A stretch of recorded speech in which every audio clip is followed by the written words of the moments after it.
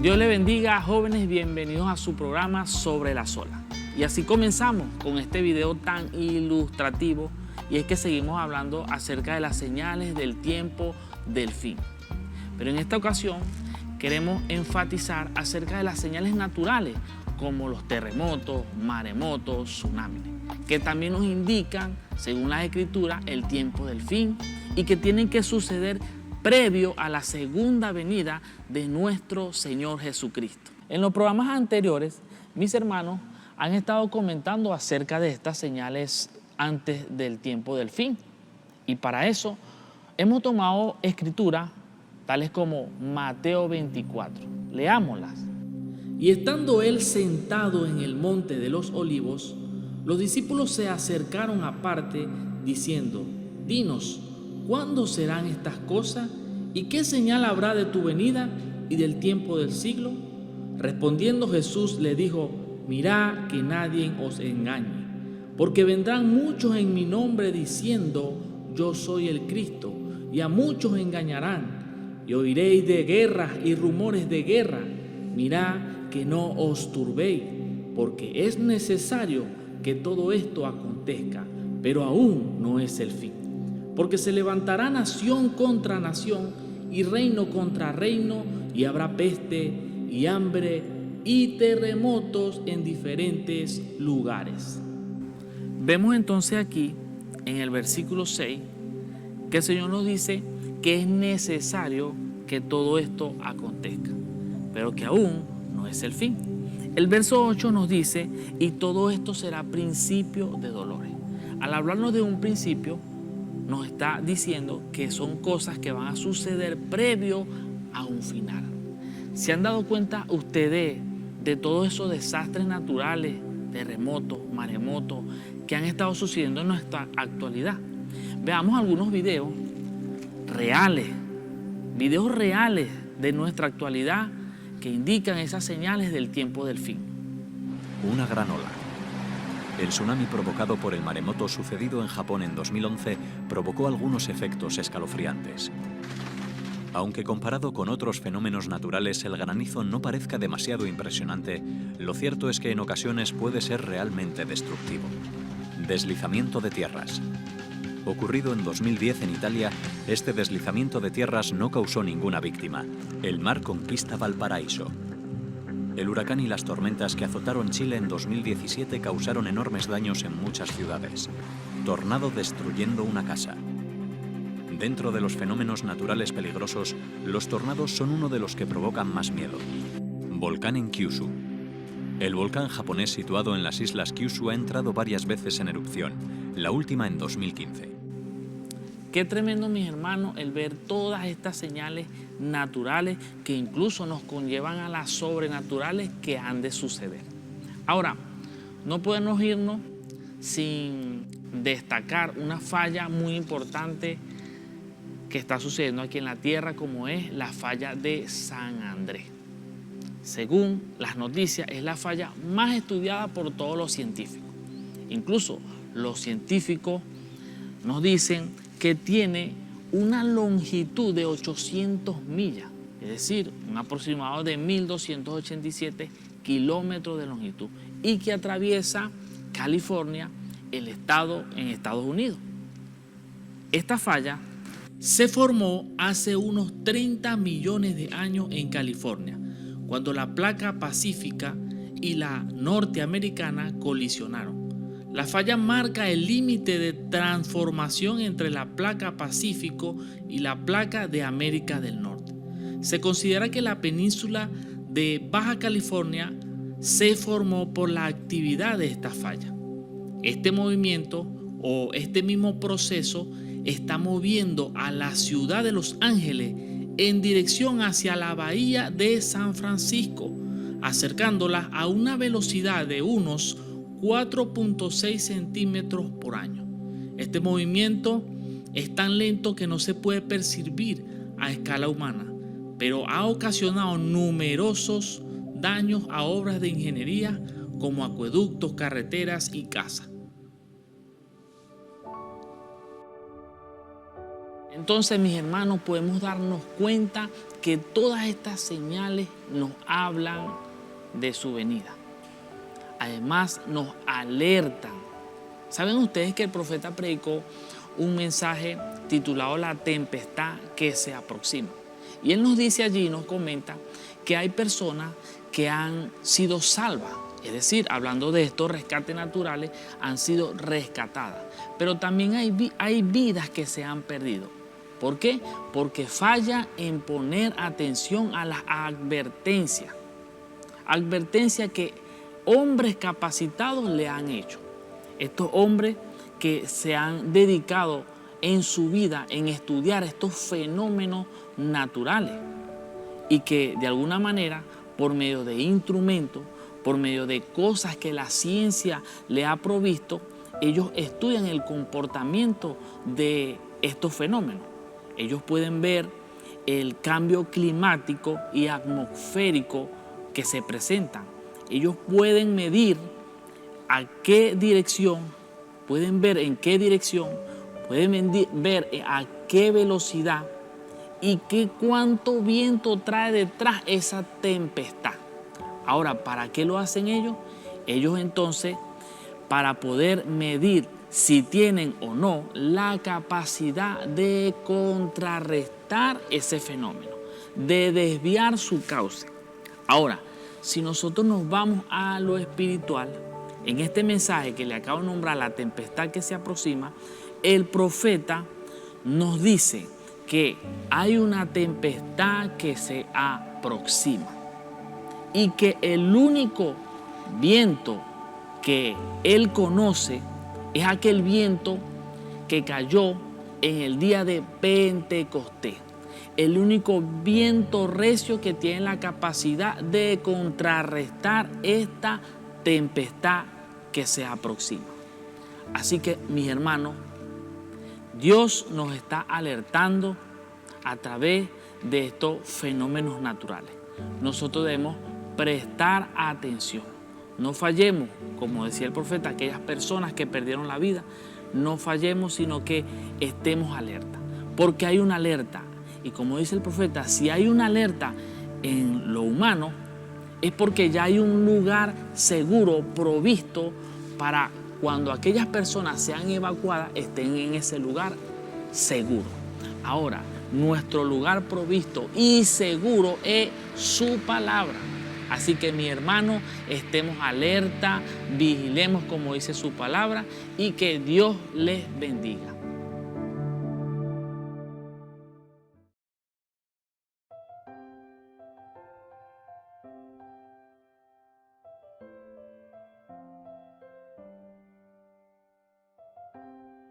La música es el arte de combinar sonidos de una manera agradable para el oído.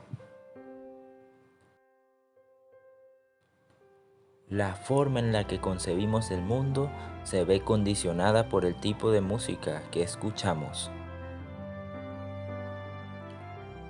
Al escuchar música, tu corazón modifica sus latidos para intentar imitar el ritmo de la música que escuchas.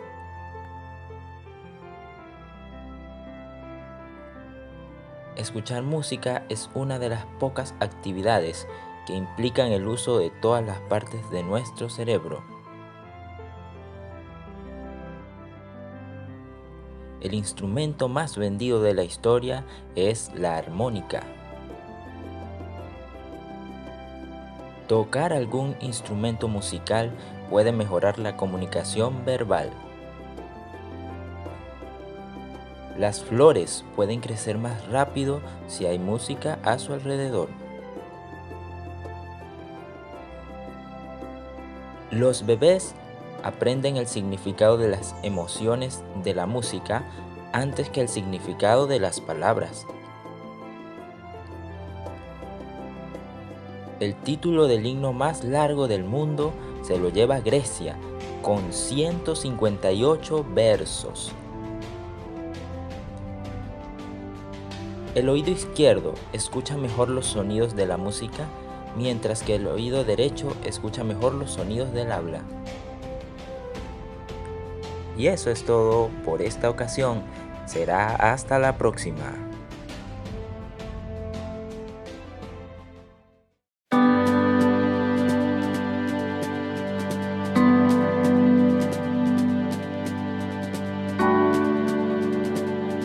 Dios les bendiga. Jóvenes, estamos aquí para seguir compartiendo con ustedes ansiosamente este tema que ha sido bastante significativo, de mucha edificación para nosotros y esperamos que para ustedes también. El tema que, si se puede decir, la manifestación de Cristo a través de todos los tiempos hasta llegar a la persona. A eso queremos llegar, a la persona del Señor Jesucristo, a manera de clase dominical como lo hemos venido haciendo, ¿verdad?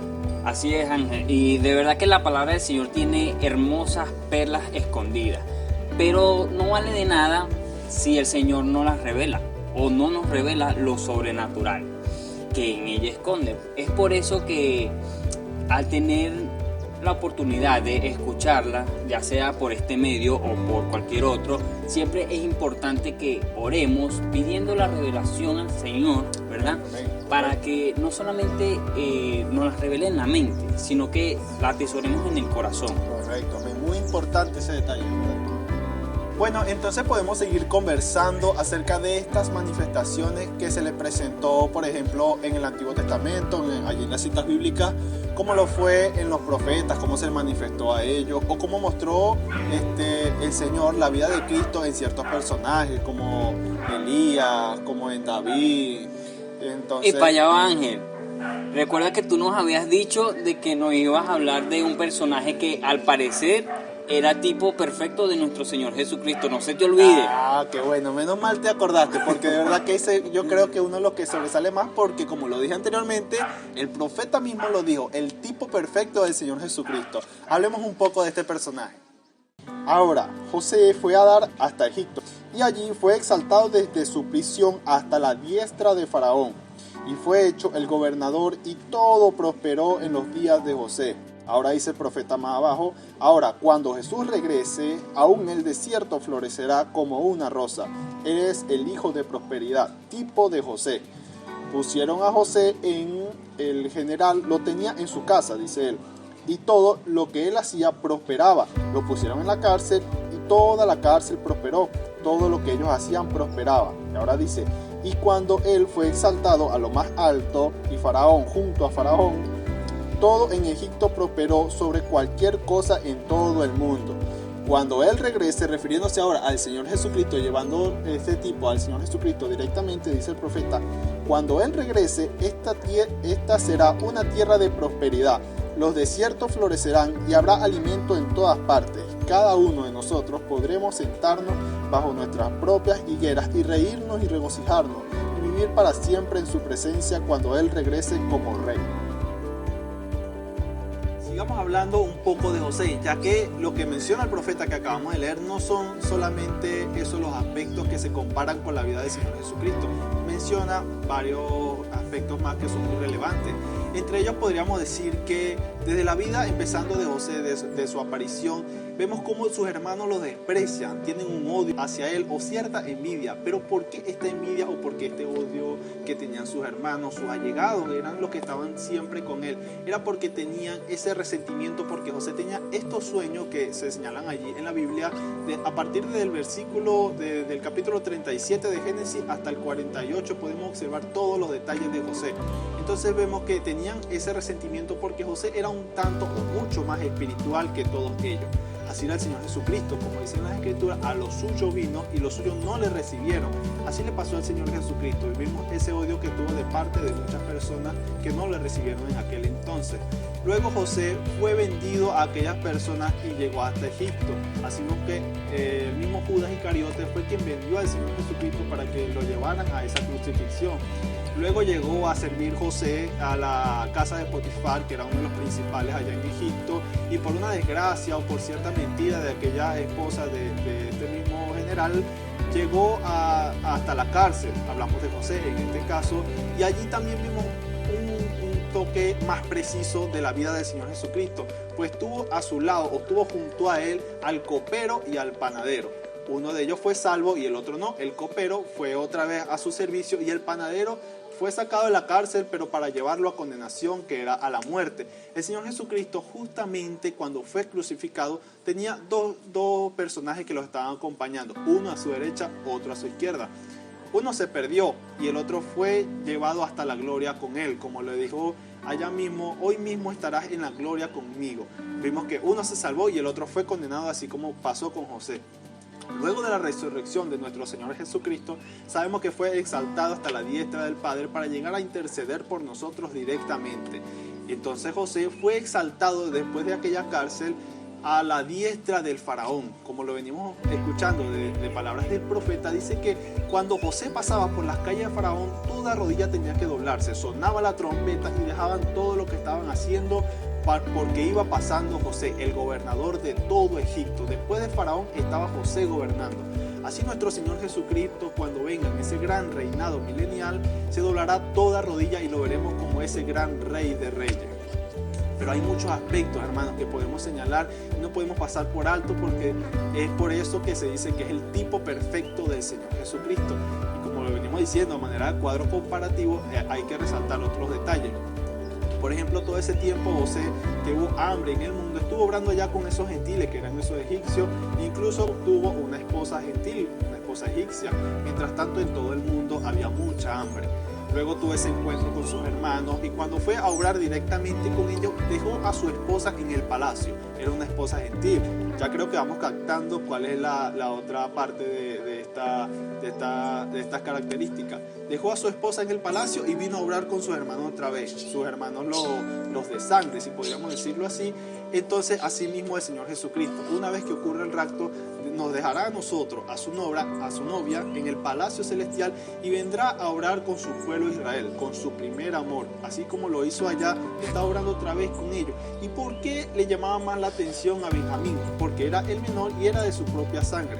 Así el Señor Jesucristo le llamará mucho la atención o obrará directamente con ellos, con los 144,000 en tiempo de los 3 años y medio de tribulación, porque serán los últimos que podrán ser salvos allí en ese tiempo, los 144,000, reflejando a Benjamín.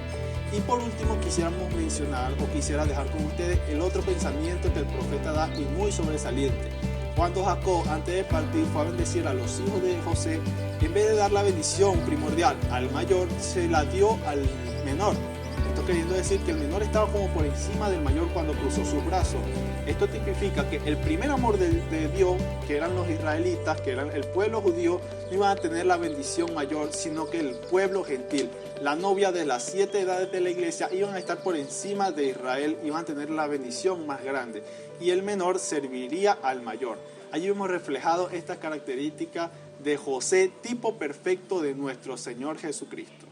Bueno, jóvenes, la verdad que este tema ha sido muy interesante, de verdad que es sorprendente cómo podemos ver por medio de la revelación estas grandes verdades, estas grandes enseñanzas que están allí en la palabra, pero que por medio del profeta o por medio del mensaje que le ha sido revelado al profeta, podemos entender estas escrituras, la palabra. Entonces vemos allí como esto es algo sobrenatural, porque es algo que viene directamente del Señor. Por eso es que el profeta decía que es un mensaje que viene de la eternidad para traérnoslo a nosotros. Algo pareciera que somos tan indignos de eso, pero el Señor se ha tomado la molestia de revelarlo a sus pequeños, como lo dijo él mismo cuando estaba aquí presente en carne.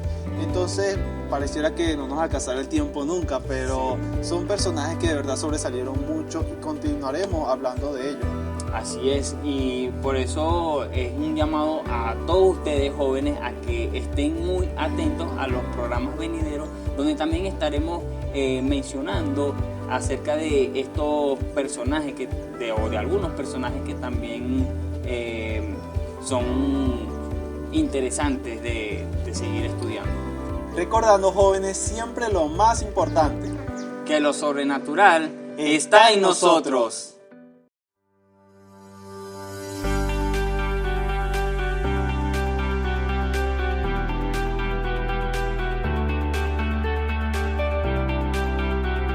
Comenzamos el programa, Rey. Dios les bendiga. hoy estamos muy contentos porque tenemos nuevo acompañante para nuestros próximos viajes. Mi nombre es Rey Lucena y desde ahora en adelante estaré acompañando a Juancho en este viaje que él emprende. Desde hace tiempo yo quería estar viajando con la palabra hablada porque uno aprende mucho sobre la geografía y sobre todo lo que habló el Señor en su palabra. Así es, Rey, y va a ser una experiencia de la cual no te vas a arrepentir. De verdad que esto ha sido extraordinario. Cada viaje ha sido un nuevo aprendizaje, a uno se le amplía más la palabra, el mensaje, y cada día uno ve las maravillas de Dios. Es más, Rey, vámonos al Medio Oriente. ¿Al Medio Oriente? Sí, vámonos. ¿Dónde está tu maleta, Rey? Póntela. Pero allá no es donde hay mucho conflicto. Y allá la gente quiere más bien salir de ese territorio y nosotros nos vamos a meter en esos problemas que no nos convienen. Sí, es verdad, Rey. Tienes toda la razón. Sí, hermano, yo creo que lo dejamos para otra ocasión porque allá hay muchos problemas y eso no es problemas de ahorita, sino que son conflictos históricos. Son un mismo pueblo, pero con diferentes ideales y religiones. Y eso los lleva a matarse unos con otros. Así es, Rey. Yo mejor dejo la maleta, de verdad que viajaremos en una próxima oportunidad. ¿Y hoy no vamos a viajar? ¿No me dijiste que tenías miedo, Rey? No, hermano, no es miedo, sino que hay que ser prudente. Tienes razón, Rey. Hay que ser prudente, porque esa es una situación que está pasando no nada más en el Medio Oriente, sino que si nos vamos a América, vemos también cómo hay enfrentamientos internos. De verdad que eso lo que demuestra es cumplimiento de la Escritura, así como dice Mateo 24. Sí, así es, hermano. De hecho, aquí tengo la Biblia en Mateo 24:6, que dice: y oiréis de guerra y rumores de guerra. Mirad que no os turbéis, porque es necesario que todo esto acontezca. Pero aún no es el fin, porque se levantará nación contra nación y reino contra reino, y habrá pestes, hambres y terremotos en diferentes lugares. Amén, así es. De verdad que es tremendo lo que está pasando en estos lugares, porque vemos cómo el conflicto es internamente. De verdad que es pueblo contra pueblo, hermanos contra hermanos, y debemos orar por la novia del Señor que se encuentra en ese lugar. Sí. Es más, ahí es donde debemos demostrar el amor al prójimo, ya que allí también hay seres humanos que están sufriendo todo ese conflicto. Y aprovechando la oportunidad, quiero contar un testimonio de una hermana. Ella me comentó que hubo un día que un hermano le mostró un video donde mostraban esas cosas que pasaban en esos lugares, y eran cosas feas, muerte y todo lo que está pasando ahí. Y ella internamente ella le dio mucho sentimiento, le dio esta gana de llorar, y allí fue donde ella entendió lo que es amar al prójimo. Tienes razón, Juancho. Hay que amar a nuestro prójimo, amar a nuestros hermanos y orar por ellos. Ahora, yo me voy triste porque yo quería viajar por varios sitios del mundo. No te preocupes, Rey, que ya vendrán más oportunidades para recorrer nuevos destinos. Y ustedes me disculpan que lo dejé esta vez con las maletas hechas. Pero, Rey, ¿a dónde vamos en nuestro próximo viaje? En nuestro próximo viaje iremos al Anillo de Fuego. Y ustedes se preguntarán, ¿qué es el Anillo de Fuego? Pues no se pierdan nuestro próximo programa. Y recuerden que para viajar, la imaginación pone a volar. ¡Nos vemos! Hasta luego.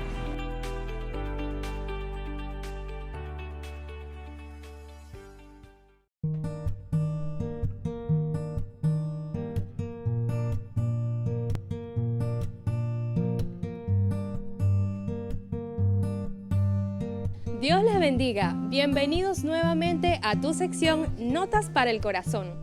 En esta oportunidad les hablaré sobre la oración, algo tan importante para nuestras vidas. Para ello, tomemos el ejemplo de Ana. Ana fue la esposa de Elcana, pero Ana era una mujer estéril, es decir, que no podía tener hijos. Por ello, Elcana tuvo que casarse con otra mujer llamada Penina. A pesar de todo ello, Elcana amaba más a su esposa Ana, y Penina sentía celos de eso. Por eso siempre entristecía a Ana diciéndole que era una mujer que no podía tener hijos de su marido. Ana, muy triste y afligida, un día decidió ir al templo a orar por este propósito. Este relato lo podemos encontrar en 1 Samuel 1, del 10 al 11. Ella con amargura de alma oró a Jehová y lloró abundantemente, e hizo voto diciendo: Jehová de los ejércitos, si te dignares mirar a la aflicción de tu sierva, y te acordares de mí, y no te olvidares de tu sierva, sino que dieres a tu sierva un hijo varón, yo lo dedicaré a Jehová todos los días de su vida, y no pasará navaja sobre su cabeza. Esta oración la podemos dividir en 3 partes. La primera, donde Ana trata de satisfacer una necesidad personal, ya que ella quiere tener un hijo y llora abundantemente y con amargura de corazón, y quiere deshacerse de su rival Penina. Pero Ana no se queda allí, ella siguió y siguió orando. En la segunda parte, vemos que Ana trata de satisfacer una necesidad familiar. ¿Por qué? Porque no solo pide por un hijo, sino por un hijo varón. En las familias de Israel era muy importante tener descendencia y más que todo, hijos varones. ¿Pero por qué hijos varones? Los hijos de Israel querían mantener el nombre de su familia y también conservar el terreno que le había sido asignado a cada tribu de Israel. Recuerden que el lugar llamado Canaán fue dividido entre las 12 tribus. En caso de que no tuvieran descendencia, su tierra sería pasada a otras personas. Pero Ana siguió y siguió su oración. En la tercera parte, vemos que Ana no solo pide un hijo varón, sino que promete al Señor que su hijo serviría todos los días de su vida en el templo. Allí vemos que Ana comprendió el propósito de Dios para su vida y para la vida de su hijo. Tanto así que su hijo Samuel fue el profeta que ungió a uno de los reyes más grandes de Israel, al rey David.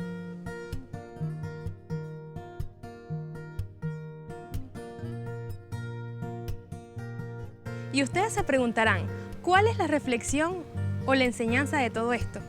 Esta es: nunca debes dejar de orar, pues son solo los que oran, aquellos que saben realmente la voluntad del Señor. Y esto fue todo por el día de hoy. Espero que haya sido de bendición y haya alegrado tu corazón. Nos vemos en una próxima oportunidad. Dios les bendiga.